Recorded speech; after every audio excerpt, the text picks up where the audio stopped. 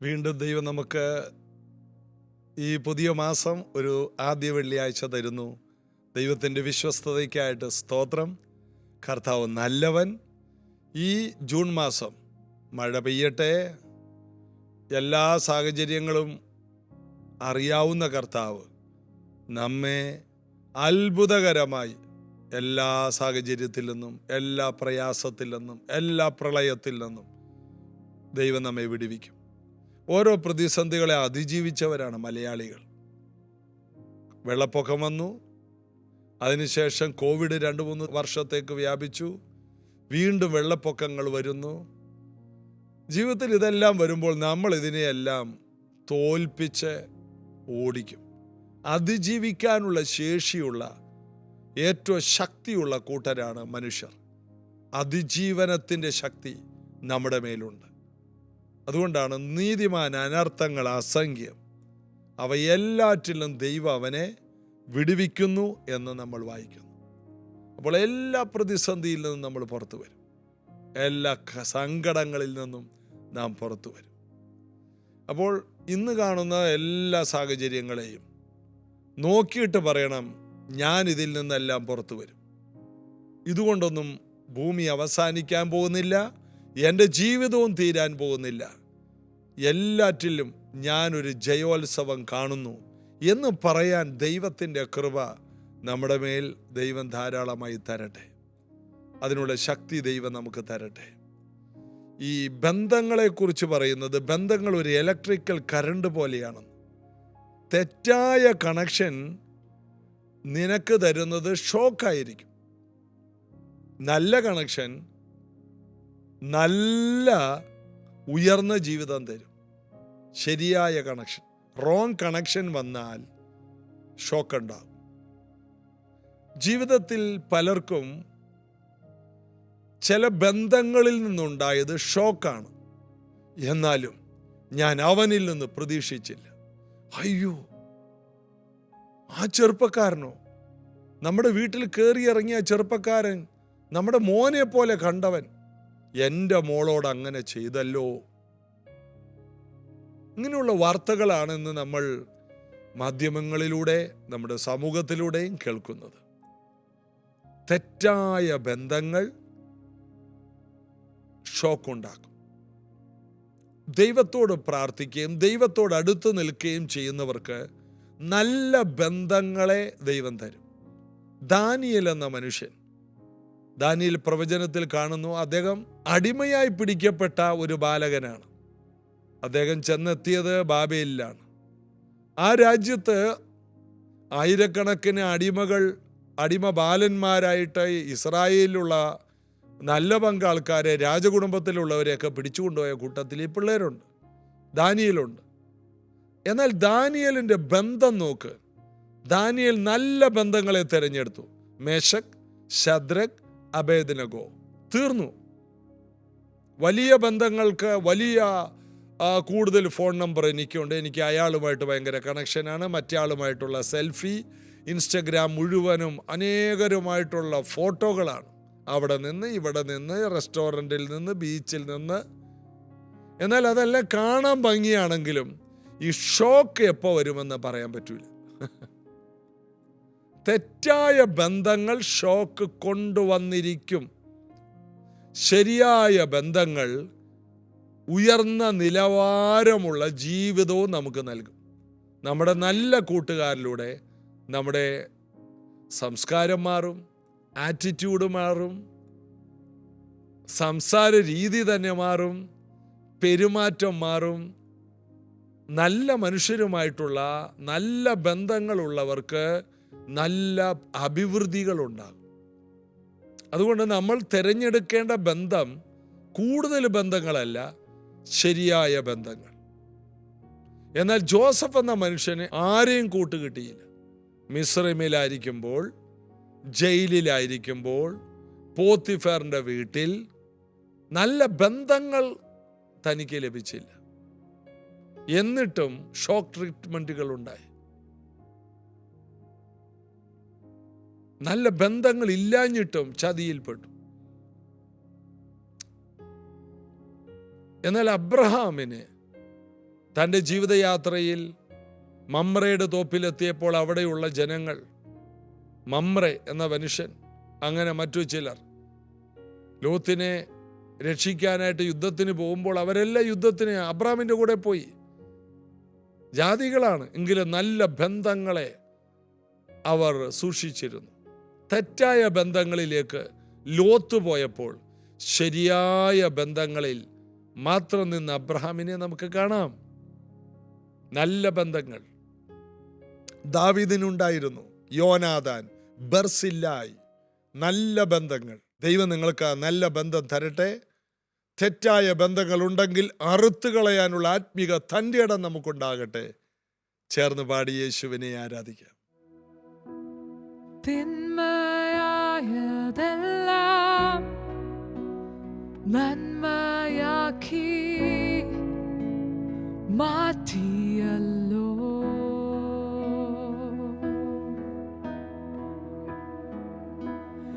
N ജീവനിൽ അതിശയം ചെയ്തവനേ, ചെയ്തവനേ, hallelujah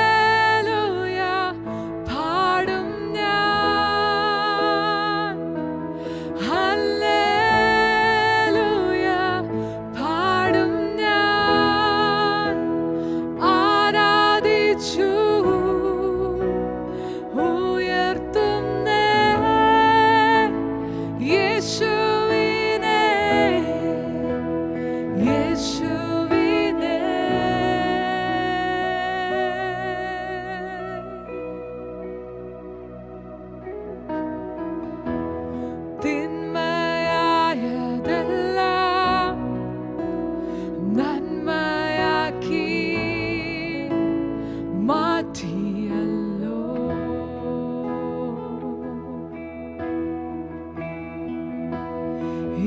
ജീവനിൽ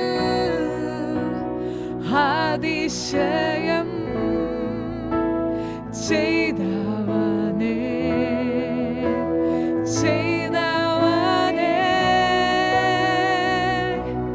ഹല്ലേലൂയ പാടും ഞാൻ, ഹല്ലേലൂയ പാടും ഞാൻ, ആരാധിച്ചു ഉയർത്തുന്നേ യേശുവിനെ, യേശുവിനെ,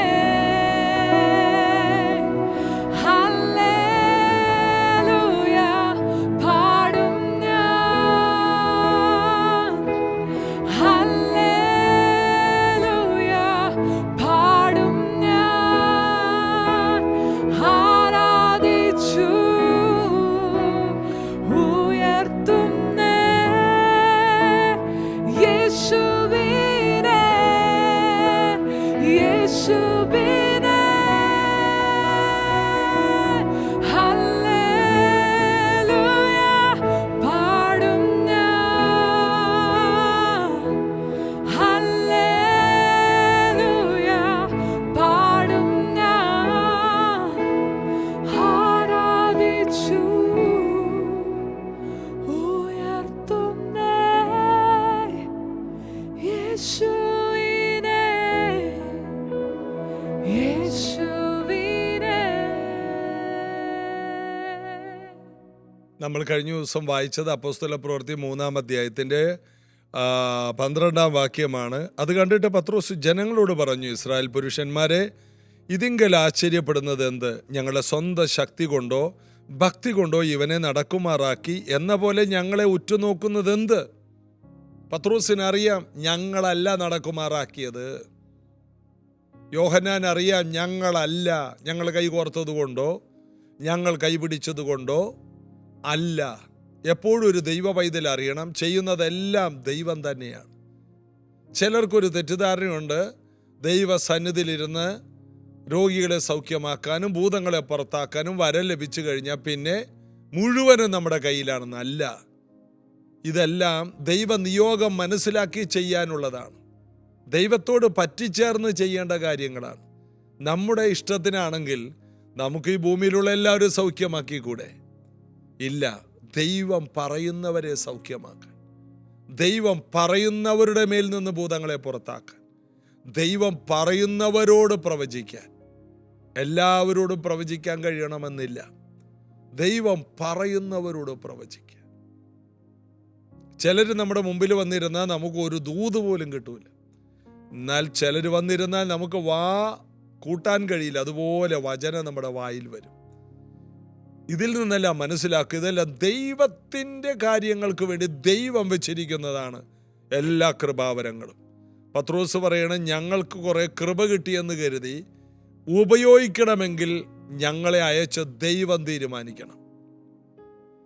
ഇത് മനസ്സിലാക്കി ഓരോ ദൈവമക്കളും ജീവിക്കണം. കർത്താവ് അറിയാതെ പറയാതെ ഒന്നും ചെയ്യാൻ നമുക്ക് എപ്പോഴും പ്രാപ്തിയില്ല. അത് എത്ര വലിയ ദൈവദാസനാണെങ്കിലും ദൈവിക നിയോഗമില്ലാത്ത ഒരു ശുശ്രൂഷയും ചെയ്യാൻ ദൈവം അനുവദിക്കത്തില്ല. അങ്ങനെ ചെയ്യാൻ നോക്കിയാൽ നമ്മൾ പരാജയപ്പെട്ടിരിക്കും.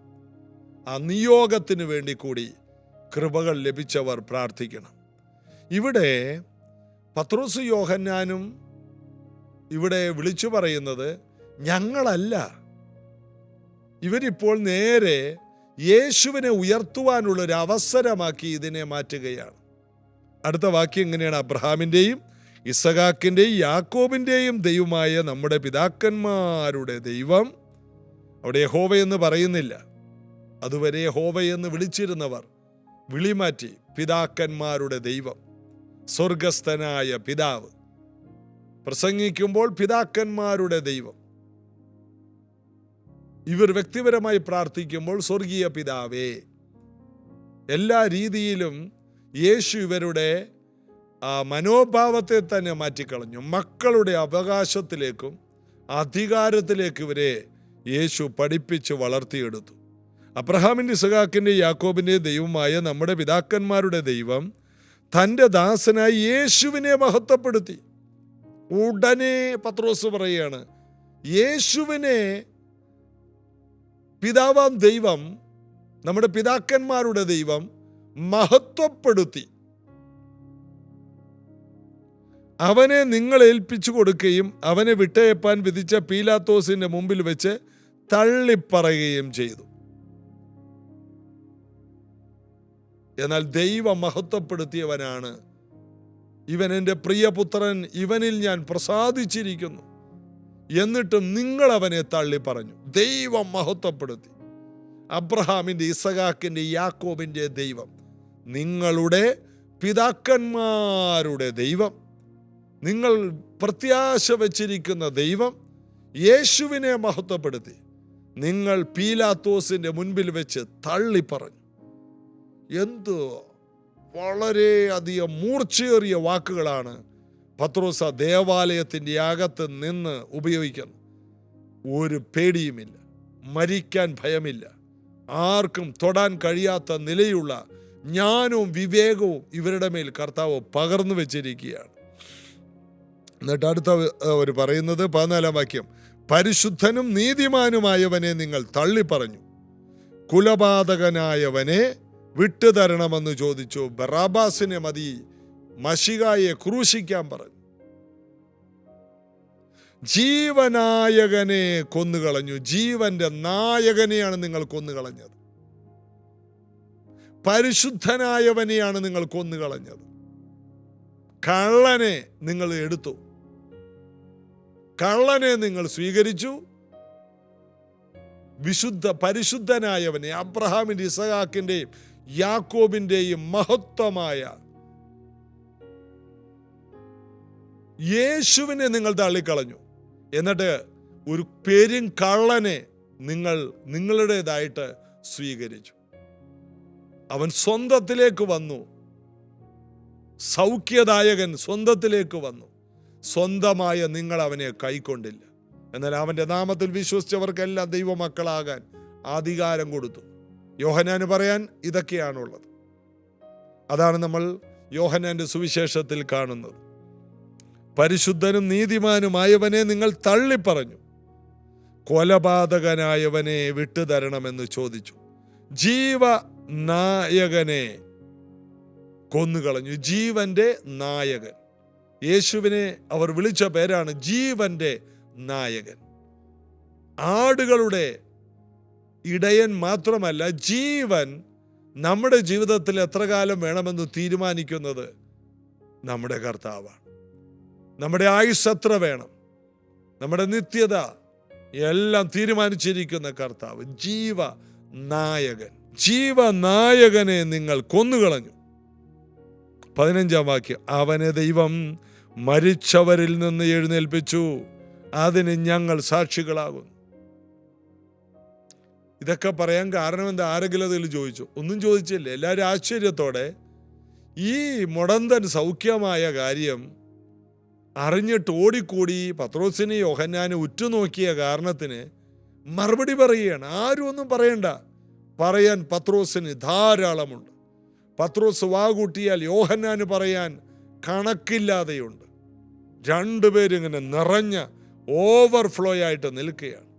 എത്ര പാത്രം കൊണ്ടുവന്ന് വെച്ചാലും നിറക്കുന്ന, ഒരിക്കലും കുറയാത്ത എണ്ണയുമായിട്ട് ആ ഏലീശയുടെ അടുക്കൽ വന്ന സ്ത്രീയുടെ പാത്രത്തിലെ എണ്ണ പകർന്നപ്പോൾ ഒഴുകിക്കൊണ്ടിരുന്നത് പോലെ വരുന്ന ജനങ്ങൾക്ക് ഒഴുക്കി കൊടുക്കാനുള്ളത് ഇവരുടെ വചനമെന്ന അഭിഷേകത്തിൽ ധാരാളമുണ്ടായിരുന്നു. ഇവരിങ്ങനെ പത്രോസ് പറഞ്ഞുകൊണ്ടിരിക്കുകയാണ്. അവർ പറയുകയാണ്, പരിശുദ്ധനും നീതിമാനുമായവനെ തള്ളി പറഞ്ഞു, കൊലപാതകനായവനെ വിട്ടുതരണമെന്ന് ചോദിച്ചു. ജീവനായകനെ നിങ്ങൾ കൊന്നുകളഞ്ഞു, അവനെ ദൈവം മരിച്ചവരിൽ നിന്ന് എഴുന്നേൽപ്പിച്ചു, അതിന് ഞങ്ങൾ സാക്ഷികളാണ്. യേശു ഉയർത്തെഴുന്നേറ്റതിൻ്റെ സാക്ഷ്യം ഞങ്ങൾ പറയുന്നു. പീലാത്തോസും മഹാപുരോഹിതന്മാരും പരീശന്മാരും പറയുന്നത് ശിഷ്യന്മാരെ കട്ടുകൊണ്ടുപോയെന്ന്. ആ വാർത്തയാണ് നാട് മുഴുവൻ പരന്നിരിക്കുന്നത്. എന്നാൽ പത്രോസ് പറയുന്നത്, ഞങ്ങൾ സാക്ഷികളാണ് ഉയർത്തെഴുന്നേറ്റ്. നിങ്ങൾ പരത്തിയ എല്ലാ കഥകളെക്കാളും, കട്ടുകൊണ്ടുപോയി എന്ന കഥയേക്കാൾ ശക്തിയുള്ള ഒരു കാര്യം എനിക്ക് നിങ്ങളോട് പറയാനുണ്ട്. ഞങ്ങളത് കണ്ടതാണ്. അവൻ ഉയർത്തെഴുന്നേറ്റ് ഞങ്ങളെ അടുക്കൽ പ്രത്യക്ഷനായതാണ്. ഞങ്ങളോട് ഒരുമിച്ച് തിന്നുകുടിച്ചതാണ്. ഉയർത്തെഴുന്നേറ്റ ശേഷം ഞങ്ങളതിന് സാക്ഷികളാണ്. അടുത്ത വാക്യം, അവനെ ദൈവം മരിച്ചവരിൽ നിന്ന് എഴുന്നേൽപ്പിച്ചു, അതിന് ഞങ്ങൾ സാക്ഷികൾ. അടുത്തത് എന്തിനതേ പറയുന്നതെന്ന് അറിയാം. 16-ാമത്തെ വാക്യം, അവൻ്റെ നാമത്തിലെ വിശ്വാസത്താൽ അവൻ്റെ നാമം തന്നെ നിങ്ങൾ കാണുകയും അറിയുകയും ചെയ്യുന്ന ഇവൻ ബലം പ്രാപിപ്പാൻ ഇടയായി. അവൻ്റെ നാമത്തിലെ വിശ്വാസത്താൽ, അവൻ്റെ നാമം തന്നെയാണ് ഇവൻ ബലം പ്രാപിക്കാൻ കാരണമായത്. യേശുവിൻ്റെ നാമത്തിലുള്ള വിശ്വാസം, യേശുവിൻ്റെ നാമം. ഈ നാമം പറയുന്നിടത്ത് ബലമുണ്ടാകും. ഈ നാമം പറയുന്നിടത്ത് ഇല്ലാത്തത് ഉളവായി വരും. വളഞ്ഞ കാലുകൾ ഈ നാമത്തിൻ്റെ മുൻപിൽ നിവരും. ഇല്ലാത്ത മാംസം ഈ നാമത്തിൻ്റെ മുമ്പിൽ ഉണ്ടായി വരും. ഇതുവരെ നടക്കാത്ത, തുള്ളാത്തവർ തുള്ളിച്ചാടും. ഇന്നലെ നമ്മൾ ചിന്തിച്ചതുപോലെ മാൻകിടാവിനെ പോലെ, പശുക്കിടാവിനെ പോലെ നാം തുള്ളിച്ചാടും. വാർദ്ധക്യത്തിൽ നമ്മൾ ഫലം കായ്ക്കും. തീർന്നു എന്ന് പറയുന്നവർക്കൊക്കെ പുതിയ തുടക്കമുണ്ടാകും. അവൻ്റെ നാമത്തിൽ ഉള്ള വിശ്വാസത്താൽ, അവൻ്റെ നാമം തന്നെ ചിലതുളവാക്കും. ഇന്നിത് കേൾക്കുന്ന പലരിലും ഇത് പറഞ്ഞുകൊണ്ടിരിക്കുമ്പോൾ ചിലത് ഉളവായി വരും. അവൻ്റെ നാമത്തിലെ വിശ്വാസത്താൽ, അവൻ മുഖാന്തിരമുള്ള വിശ്വാസം ഇവന് നിങ്ങൾ കാണുകെ ആരോഗ്യം വരാൻ കാരണമായി. ഈ നാമത്തിൽ, ഈ യേശുവിൻ്റെ വചനത്തിൽ വിശ്വസിക്കുന്നവർക്ക് ചിലത് കാണാൻ, നിങ്ങൾ കാണുന്നത് നിങ്ങളെല്ലാവരും കാണുക ആരോഗ്യം വരാനിടയായി. എല്ലാവരും കാണും. ഈ നാമത്തിലുള്ള വിടുതൽ എല്ലാവരും കാണും. ഈ നാമത്തിലുള്ള സൗഖ്യങ്ങൾ എല്ലാവരും കാണും. ഈ നാമത്തിൻ്റെ ശക്തി എന്തെന്ന് എല്ലാവരും കാണും. ഈ നാമം നിമിത്തം ദൈവരാജ്യം മഹിമപ്പെടും. എത്ര പേർ വിശ്വസിക്കുന്നു?